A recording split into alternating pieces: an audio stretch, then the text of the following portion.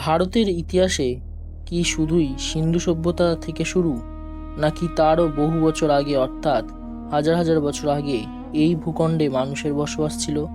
আজ আমরা জানব প্রাচীন ভারতের ইতিহাসের প্রকৃত সূচনা কোথা থেকে হয়েছিল।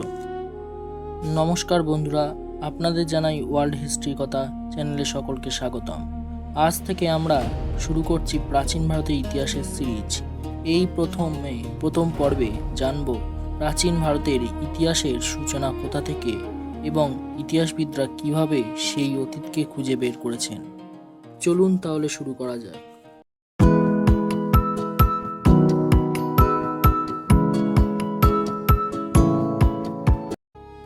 প্রাচীন ভারতের ইতিহাসের সূচনা হয় প্রাগৈতিহাসিক যুগ থেকে। এই সময় মানুষ লিখতে জানতো না, তাই কোনো লিখিত নথি এখানে পাওয়া যায় না।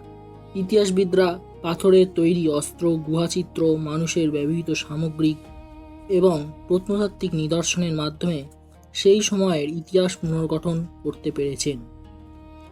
প্রাগৈতিহাসিক যুগে মানুষ শিকার করত, মাছ ধরত এবং বন থেকে ফল মূল সংগ্রহ করে জীবনযাপন চালাতো। ধীরে ধীরে তারা আগুনের ব্যবহার শিখল, পশুপালন শুরু করলো এবং পরে কৃষিকাজ শিখল। এই পরিবর্তন আসতে মানব সভ্যতার ইতিহাসে এক গুরুত্বপূর্ণ অধ্যায় শুরু হলো। এরপর প্রায় খ্রিস্টপূর্ব 2600 অব্দে গড়ে ওঠে সিন্ধু সভ্যতা।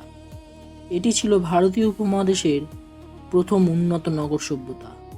পরিকল্পিত শহর, উন্নত নিকাশি ব্যবস্থা, পাকা রাস্তা এবং আন্তর্জাতিক বাণিজ্যের জন্য এই সভ্যতা বিশ্বজুড়ে পরিচিত হয়ে আছে আজও। আর সিন্ধু সভ্যতার পরে শুরু হয় বৈদিক যুগ। এই সময় বেদের রচনা, সমাজ ব্যবস্থা, ধর্মীয় চিন্তাধারা এবং রাজনৈতিক প্রতিষ্ঠানের বিকাশ ঘটে। প্রাচীন ভারতের সংস্কৃতি ও মানব সভ্যতার ভিত্তি অনেকটাই এই যুগে গড়ে ওঠে। তাহলে আমরা বুঝতে পারলাম প্রাচীন ভারতের ইতিহাসের সূচনা হয় প্রাগৈতিহাসিক যুগ থেকে।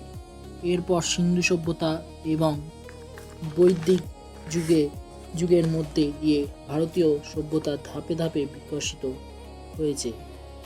পরবর্তী পর্বে আমরা আলোচনা করব প্রাচীন ভারতের ইতিহাস জানার উপাদান বা উৎস কী। ভিডিওটি ভালো লাগলে লাইক করুন, শেয়ার করুন এবং ইতিহাসের এমন আরও ভিডিও পেতে চ্যানেলটিকে সাবস্ক্রাইব করতে ভুলবেন না। ধন্যবাদ।